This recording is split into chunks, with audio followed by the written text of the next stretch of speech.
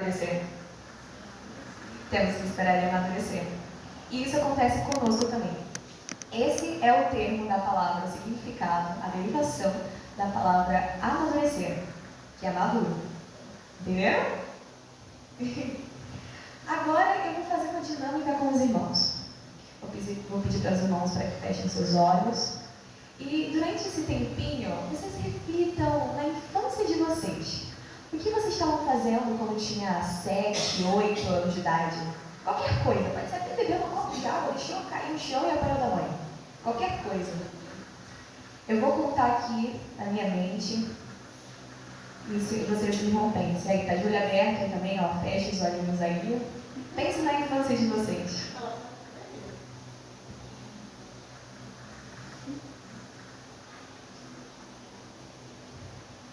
Amém? Pensaram? E o que vocês pensaram? O irmão, por exemplo, o senhor pensou em quê? Eu me lembrei que parecia que eu tomei um tombo de cavalo, ainda bem jovem, aos 10 anos. Nossa, olha, uma coisa boa, não é assim, hoje em dia, mas tá rindo, então. Não foi tão ruim. Não foi tão ruim assim. A irmã, lembrou de alguma coisa? Eu lembro que eu estava na volta de brincar de esconde. Nossa, uma infância muito boa e adorável. Eu também tive a minha lembrança. Uma lembrança muito boa também, não, né? Mas ficou marcada na minha vida. Eu lembro disso como se fosse ontem, que foi meu atropelamento. Só que não foi tão ruim assim. Eu com 3 anos e meio, mais ou menos, 2 anos, eu fui atropelada. Fiquei engessada, a Cleice, a minha prima, ela chegou, ela quer ver. Só que pulava com a pula. Com a perna engessada, eu fazia o que eu gostava. Não parei, não deixei pra trás. Então, foi bom, mas também foi uma tragédia ruim, né? Mas eu pulei uma pula. Então, assim como cada um de nós tivemos a nossa experiência, brincamos de pique-esconde, o irmão ali, ó, teve um momento trágico também, eu tive um momento trágico, e assim como vários de nós, que não deu tempo para falar, cada um temos a nossa experiência. Mas vocês já imaginaram uma criança com apenas 7 anos de idade se tornar rei? Eu, no meu pula-pula, não estaria imaginando isso. De jeito nenhum. Me tornar rei, é claro, eu quero ser princesa, quero ser rainha. Mas não seriamente, né? E essa criança, ela se tornou rei com apenas 7 anos de idade. Ela estava ali no comum de um povo. Vocês conhecem? Não conhecem? Então vamos conhecer agora. Abram uma Bíblia em 2 Crônicas, 24, 1, 2.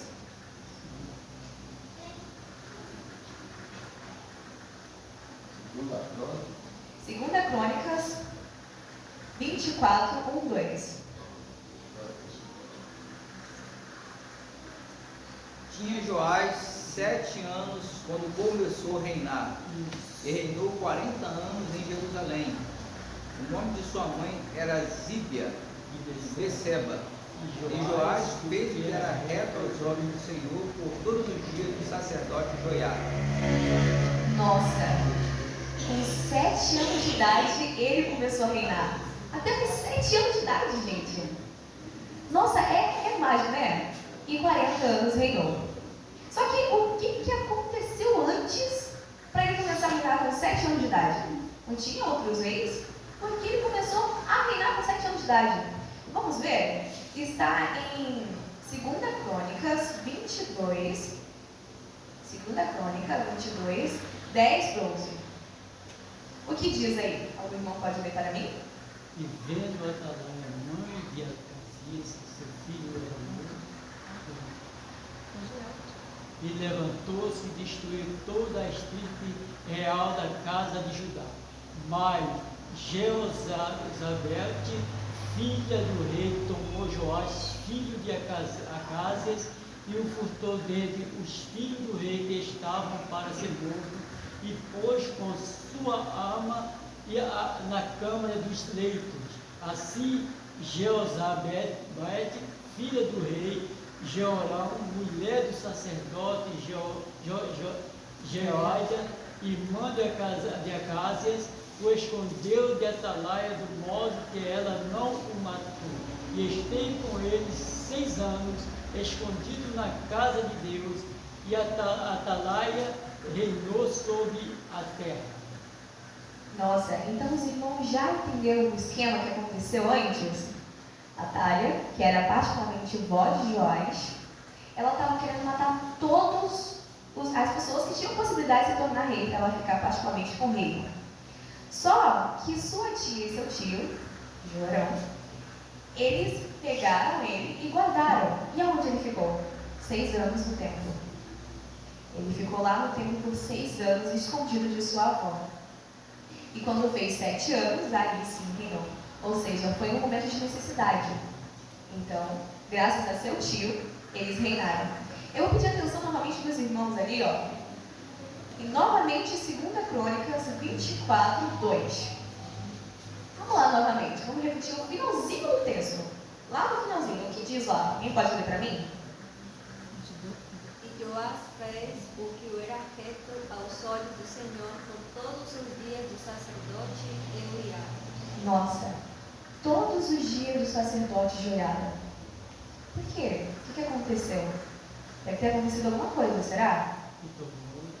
Nossa, vou pedir para os irmãos para abrir novamente 2 Crônicas 24, 15, 16 e 17. Alguém pode ler para mim, por favor? Porém, Joiada envelheceu e morreu cuidado na sala. Ele tinha 130 anos quando morreu. E o sepultaram na cidade de Davi com os Deus, porque tinha feito bem Israel para com Deus seu tempo. Depois da morte de Joás, os chefes de Judá vieram se prostrar diante de Deus. Então o Deus de ouviu. É isso aí. É isso mesmo. Amém. Olha que interessante. Depois desse acontecimento, Joiada, seu tio, faleceu, cujo tinha salvado Joás, lá atrás que a gente lê. Ele tinha salvado Joás, só que chegou a hora de sua partida. E ali estava ele, com 130 anos, olha, hoje em dia, muito tempo, né? Não chegou aos 4 anos aí, mas ele viveu bastante. E ele foi enterrado no sepulcro dos reis lá em Davi, certo? Ou seja, ele foi uma pessoa muito digna para estar ali. Não sei se os irmãos sabem, mas aquele local ali, quem era enterrado ali foi quem fez bem e era certo ao caminho de Deus. Entendeu? Todo mundo quer ir. E ele não era nem rei. E ele foi enterrado junto com os reis no sepulcro dos reis. Emocionante. Só que eu vou pedir para os irmãos prestarem atenção no versículo próximo, 18. O que diz ali? E eles, abandonando a casa do Senhor, Deus de seus pais, serviram aos asserídeos e aos ídolos, de sorte que deu grande ira sobre Judá e Jerusalém por causa desta sua culpa. Olha, é emocionante e é triste ao mesmo tempo essa história, porque assim que Joiada faleceu, Joás, pelo contrário, os príncipes lá de Judá já ficaram alertas, ó. Vamos lá. O que eles fizeram? Eles foram até o rei Judá e conseguiram convencê-lo de trocar totalmente, de distorcer totalmente os ensinamentos que ele teve de Joiada. E ali começou a idolatrar ídolos, imagens, e esqueceu totalmente de Deus. E é uma reflexão, né? Joiada estava ali, salvou a vida dele. E isso aconteceu. Então, irmãos, as más influências corrompem os bons costumes. Enquanto ele estava lá com Joiada, ele não fez nada de errado. Eu não sei o que estava na mente dele por pensar a esse ponto, né? Pode ser, eu nunca fiz isso, minha própria decisão, não precisava falar com ninguém, tomei a decisão. Então, pedir conselho para pessoas com boas influências é bom também, para você não acabar se arriscando e ter mais consequências durante a sua vida. E... calma aí, eu tenho minhas anotações aqui também, para mim não me perder. Eu tenho uma amiga da minha escola, Vice-versa, eu trago ela para a igreja, ela ia vir hoje também, só que ela não conseguiu. E eu andei observando que quando eu estou com ela, normalmente eu percebo com todos os meus amigos que eles têm um respeito sobre a minha pessoa. Porque sabem que eu sou cristã, tenho respeito, não falo palavrão, nem nada perto de mim.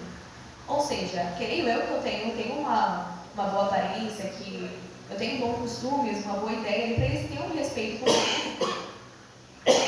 Mas quando eles não estão comigo, é totalmente diferente o costume. É fofoca, é briga, é não sei o que lá. Então, ainda mais na juventude, né? Hoje em dia, que assim, tá um pouco complicado ser jovem também.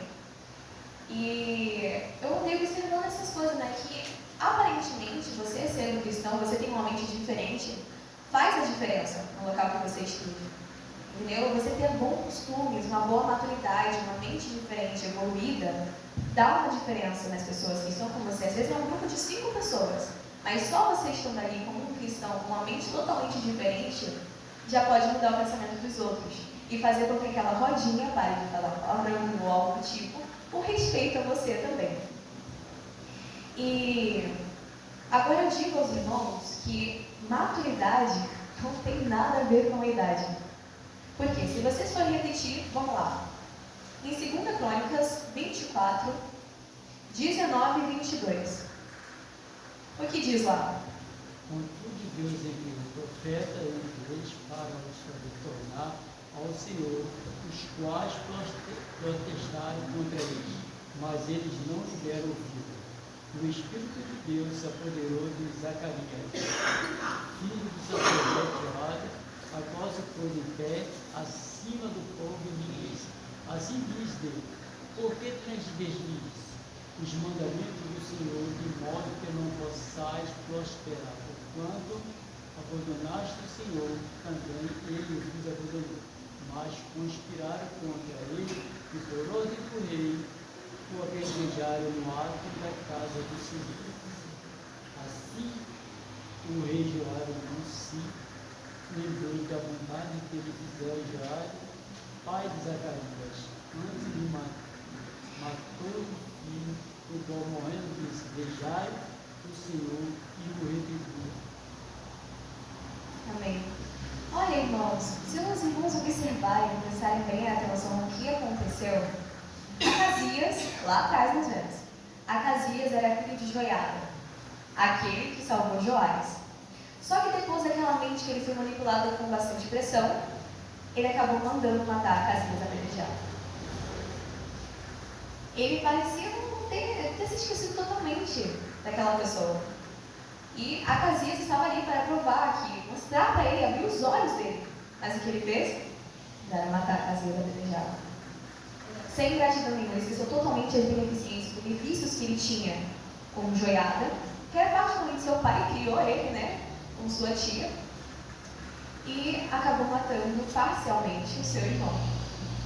É muito triste até essa história. E vamos no resultado disso tudo.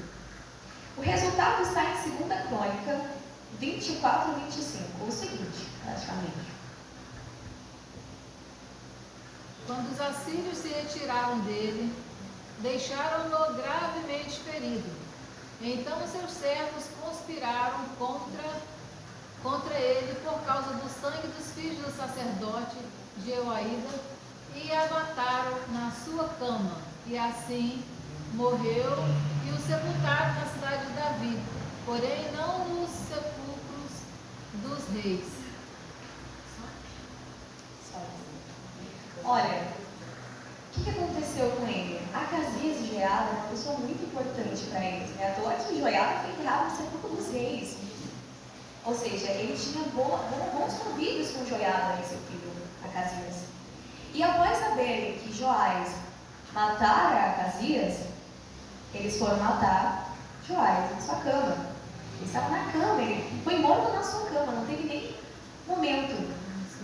E ele foi enterrado em Davi, só que não no sepulcro dos reis. E ele era o rei. Se vocês forem notar, basicamente foi ele que matou, porque ele mandou o mandado do rei. Então ele matou Acasias. E por resultado, né, ele acabou sendo morto também e não foi enterrado no sepulcro dos reis. A minha reflexão, irmãos, total dessa história sobre maturidade é que Joás nunca teve maturidade alguma.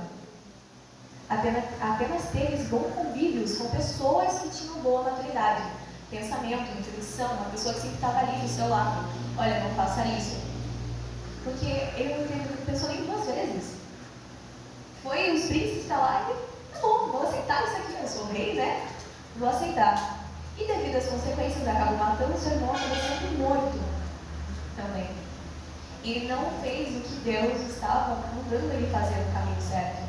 Ele distorceu totalmente aquelas histórias. E essa reflexão serve para que possamos ter pessoas de boa convivência, observar as pessoas que você anda. Não estou falando para você parar de falar com o fulano, com o ciclano, mas observar. Ah, mas aquela pessoa tem tal convívio e tal, o que eu vou fazer? Mude o pensamento dela, ajude ela. Entendeu? Ah, você faz isso. Não, isso não é certo. Aconselha ela daquilo. É nosso papel, cristãos aqui na Terra. As pessoas têm um pouco mais de maturidade, não é à toa que às vezes, a maioria das vezes pedimos conselho pelos nossos pais. São pessoas com mais maturidade e não vai querer ser mal. E Joiada era facilmente um pai para ele, então ele aceitava aquele conselho de mãos abertas, de coração aberto. Só que no primeiro pulo, o que aconteceu? Uma catástrofe, não é mesmo? Eu tenho uma outra. Fala, eu esqueci. Uma outra fala aqui, que eu esqueci que eu ia falar da hora seguinte, então eu vou falar aqui uma outra fala para os irmãos. Tem uma pessoa que ela é muito importante na minha vida. Muito mesmo. Muito, muito, muito. E ela tomou decisões terríveis na vida dela. Tais como começar as coisas cedo, foi mãe cedo demais. E hoje em dia ela convive com um homem que só está ali para ser pai das crianças. E ela não está feliz. Ela sempre me dá conselhos falando para mim seguir totalmente o oposto do que ela seguiu. E é muito triste, eu quero até pedir oração para essa pessoa. Entendeu?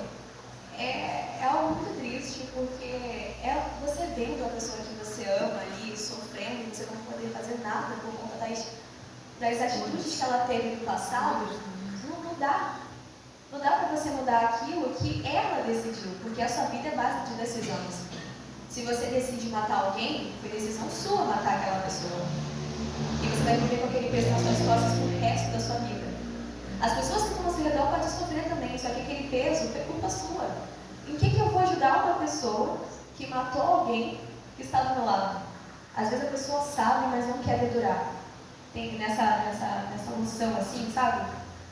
Nós somos por nós mesmos, né? À toa que agora cada um até os 7 anos de idade, mais ou menos, é você que decide a sua salvação. É você que decide se você vai ser salvo ou não. Porque você já tem a possibilidade de escolher o que você vai fazer.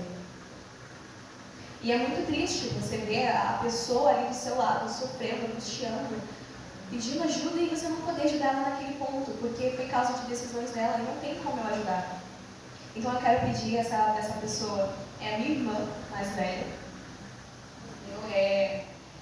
Eu tenho um apego bastante forte com ela, principalmente depois das meninas. E ela está nessa vida. Ela parece que ao mesmo tempo ela quer mudar, mas parece que não quer. Então eu peço oração pela minha irmã. De coração aberto, eu peço oração por ela para que dê tudo certo. Eu quero deixar um texto de reflexão, porque e na nossa vida cristã?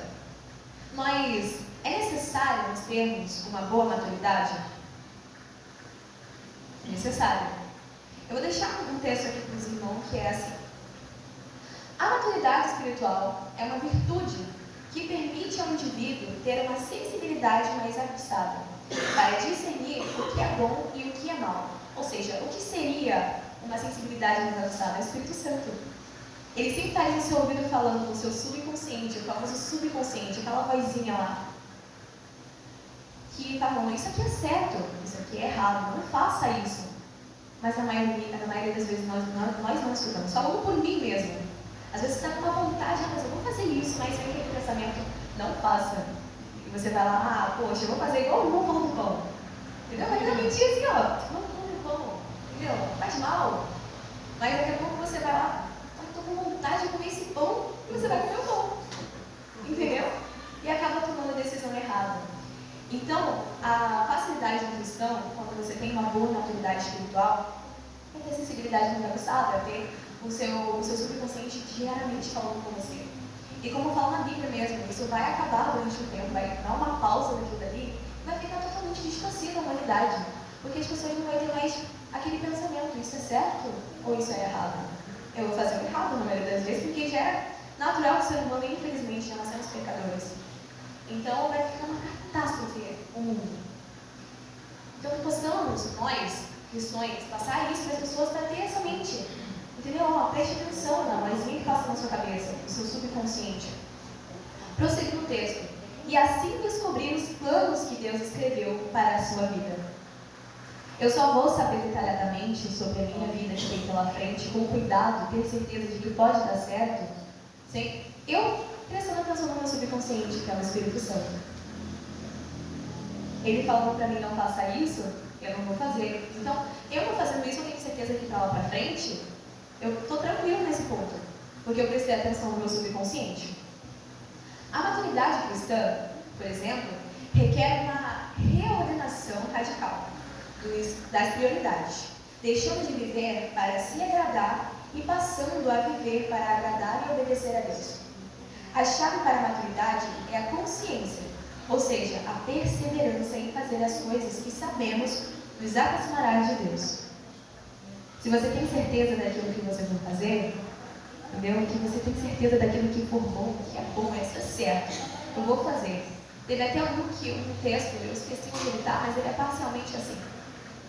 Se você tem a oportunidade de ajudar alguém agora, ajude, não perca tempo. Ajude a pessoa. Então, se você tem certeza dessa decisão que você vai tomar, sabe que é certo, escutou o seu subconsciente, faça. Se você tem certeza que for bom, faça. Isso é ter uma maturidade cristã também. Os irmãos, gostaria de fazer mais uma dinâmica aqui com vocês. Os irmãos poderiam dar exemplos de como ter uma boa maturidade e o que faltou em Joás nesse ponto de maturidade? Alguém tem alguma ideia? Faltou ele se recordar do que o time fez por ele. Faltou ele lembrar o que aconteceu, os benefícios lá atrás. Mais alguma ideia para saber aqui, para ajudar? Para lembrar? Buscar de Deus o melhor caminho. E o principal, ele não ouviu o seu Espírito Santo, ele não ouviu o Espírito Santo falando com ele que isso é certo, que é errado. E isso trouxe mais consequências para ele. Eu não sei se deu tempo para ele se arrepender totalmente, porque ele estava apenas dormindo quando morreu. Mas creio eu que se ele estivesse vivo, por menos mais tempo ele iria se arrepender daquela atitude que ele fez. Ele virou praticamente um assassino, de que se mudou. Mas ele não virou praticamente um assassino. E aquilo ia atrapalhar a vida dele toda. E como resultado, ele acabou sendo morto também. Se ele não fosse, ele ia ter outro resultado, vivendo angústia. E então, irmãos, o meu desejo para nós, todos aqui, é que nós não termos a vida que tem a de Joás, que começou bem, com bons princípios, mas terminou mal. Ele não teve maturidade nenhuma. Mas sim como a de Joiada, que teve um bom testemunho de maturidade espiritual em toda a sua vida. Então esse é o meu desejo para nós. Amém. Amém. Mensagem boa sobre maturidade.